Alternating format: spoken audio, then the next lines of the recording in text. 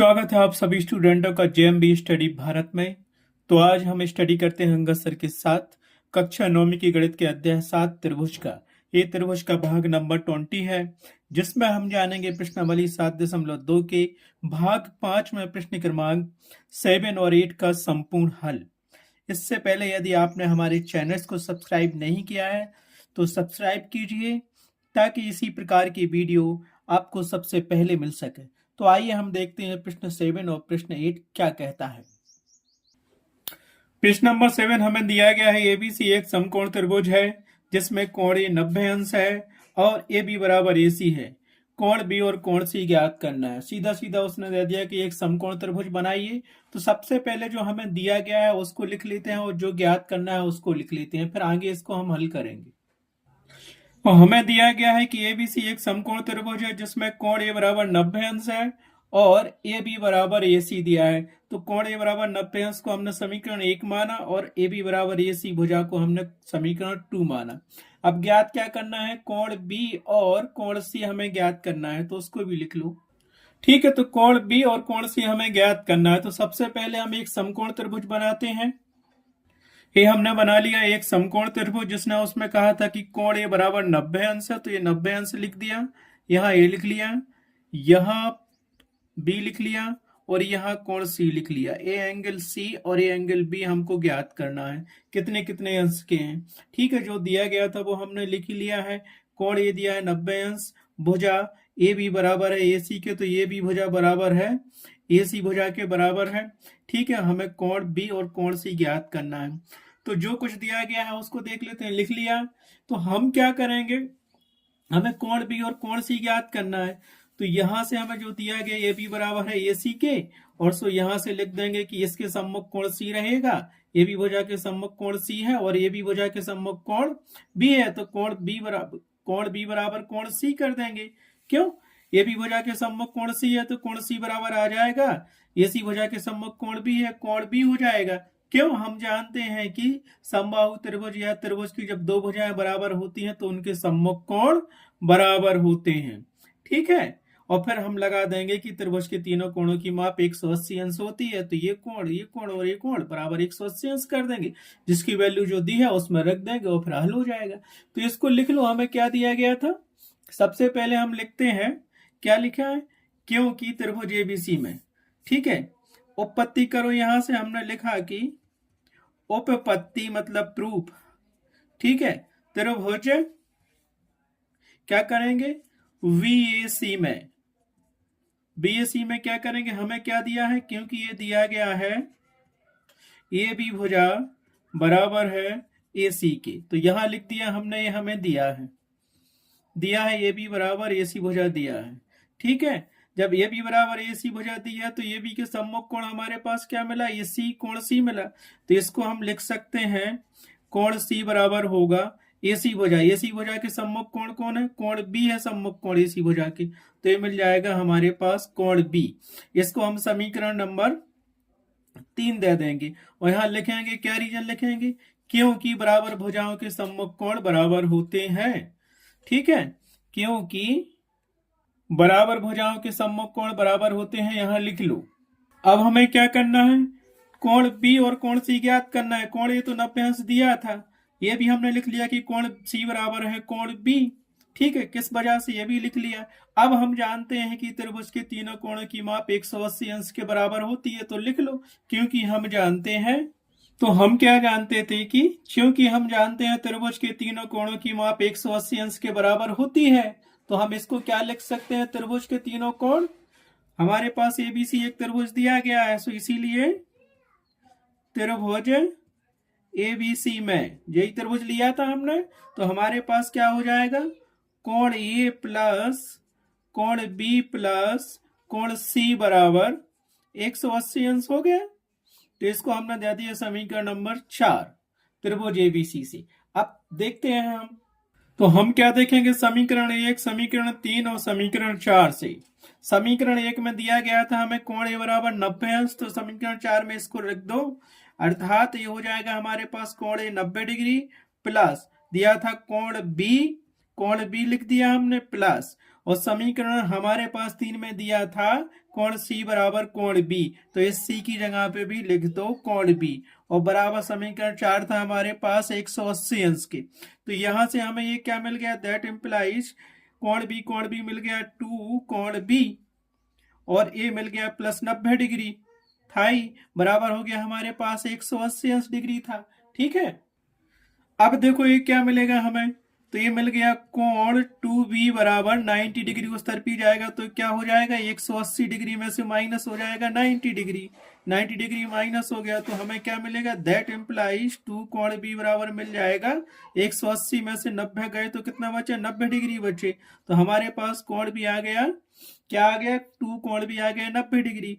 तो कोण b का मान हम यहाँ क्या निकालेंगे, आप देखिए यहाँ पे कोण b बराबर मिल जाएगा 90 डिग्री बटे 2। अब 90 को 2 से काट दो तो कितना मिलेगा हमें, 90 को 2 से काट दिया हमने तो कितना मिल जाएगा, यहां से कोण b बराबर मिल जाएगा हमें 45 डिग्री। कोण b का मान हो गया 45 डिग्री और कोण b का मान 45 अंश हो गया, अर्थात इसका मान कितना आ गया हमारे पास, 45 डिग्री आ गया, ये 90 अंश का था। ठीक है, तो हम समीकरण 3 देखेंगे, समीकरण 3 क्या था हमारे पास, कोण c बराबर कोण 2। अब इसीलिए इसको लिख सकते हैं हम कोण c बराबर कोण b, और ये आ गया हमारे पास समीकरण नंबर, इसको हमने दे दिया 5, इसको लिख दो 45 डिग्री। क्यों, समीकरण 3 और समीकरण 5 से, क्योंकि समीकरण 3 था कोण c बराबर कोण b, और 5 हमने निकाला कोण b बराबर 45 डिग्री। तो ये रख दो और यहाँ रीजन दे दो, क्योंकि समीकरण क्या लिखोगे आप, इसको यहां आप लिख सकते हो, क्या लिख सकते हो, समीकरण 3 बा समीकरण 5 से, है ना। समीकरण 5 में हमारे पास कोण b बराबर 45 आया, ये हमने समीकरण 3 में रख दिया, और समीकरण 3 था कोण c बराबर कोण b, सो ये हो गया 45 डिग्री, और हमें कोण b और कोण c की वैल्यू ज्ञात करनी थी, तो ये कोण c भी हमारे पास 45 आ गया। सो उत्तर बराबर लिखोगे आप, उत्तर बराबर लिखोगे एक समकोण त्रिभुज में कोण b बराबर आपके पास आ गया 45 डिग्री, बा कोण c बराबर भी आ गया आपके पास 45 डिग्री। ठीक है, इस प्रकार प्रश्न हमारी 7.2 का क्वेश्चन नंबर 7 कंप्लीट हुआ। अब चलते हैं नेक्स्ट क्वेश्चन अर्थात लास्ट क्वेश्चन नंबर 8 पर। तो प्रश्न नंबर 8 हमको दिया गया है, दर्शाइए कि एक समबाहु त्रिभुज का प्रत्येक कोण 60 अंश का होता है। तो हमें सिद्ध करना है कि एक समबाहु त्रिभुज दिया गया है और उसका प्रत्येक कोण कितना 60 अंश का होता है। तो जो दिया गया है उसको लिख लो और जो ज्ञात करना है उसका लिख लो। तो एक समबाहु त्रिभुज दिया गया है और ज्ञात करना है उसका प्रत्येक कोण। ठीक है, तो हमें दिया गया है कि एक समबाहु त्रिभुज है और ज्ञात करना है समबाहु त्रिभुज का प्रत्येक कोण 60 अंश होता है। तो हम करते हैं रचना एक समबाहु त्रिभुज की। ठीक है, तो हमने एक ए बी सी एक समबाहु त्रिभुज बना लिया, उसकी प्रत्येक भुजा ए बी बी सी और ए सी भुजा बराबर कर दी। इनके कोण हमें ज्ञात करना है, कोण ए कोण बी कोण सी ज्ञात करना है। तो हम सबसे पहले लिखेंगे रचना, माना कि ए बी सी एक समबाहु त्रिभुज है जिसमें प्रत्येक की भुजा बराबर होती है। ए बी भुजा बराबर है बी सी के और बी सी भुजा बराबर है सी के, क्योंकि समबाहु त्रिभुज की परिभाषा से समबाहु त्रिभुज की प्रत्येक की भुजा बराबर होती है और उसके प्रत्येक कोण भी बराबर होते हैं। माना कि ए बी सी एक समबाहु त्रिभुज है, तब समबाहु त्रिभुज की परिभाषा से समबाहु त्रिभुज की परिभाषा से त्रिभुज की परिभाषा से क्या जानते हैं, समबाहु त्रिभुज की प्रत्येक भुजा बराबर होती है। समबाहु त्रिभुज की भुजा त्रिभुज एबीसी की त्रिभुज एबीसी में ए बी बराबर होता है बी सी बराबर होता है सी ए, जो कि क्या है, भुजाएं हैं।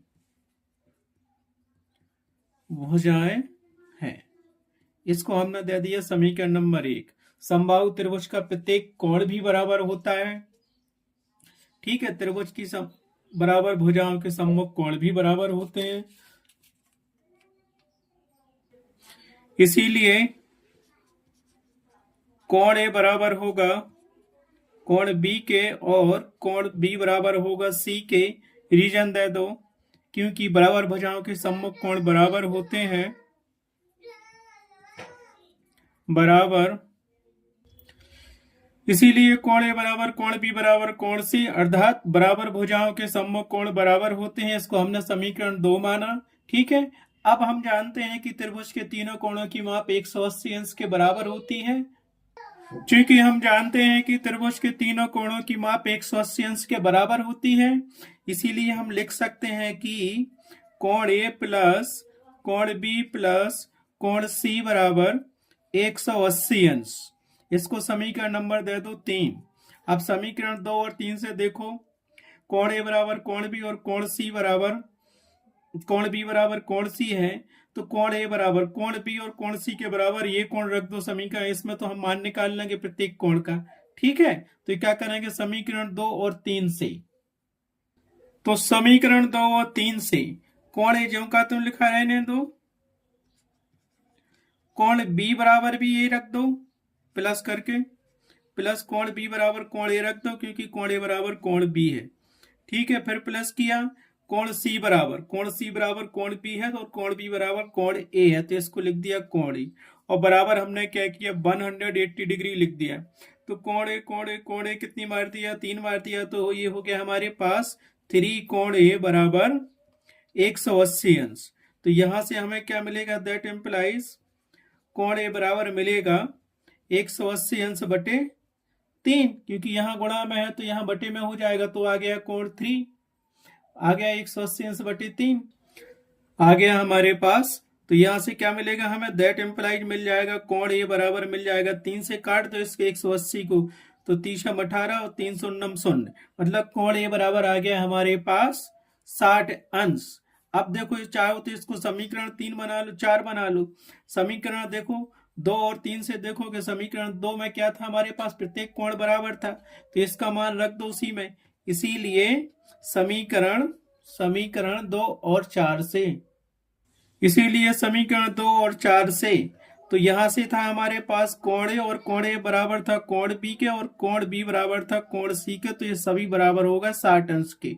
अतः हम क्या कह सकते हैं, अतः सिद्ध स्पष्ट है कि स्पष्टतया समबाहु त्रिभुज, अतः स्पष्टतया समबाहु त्रिभुज एबीसी का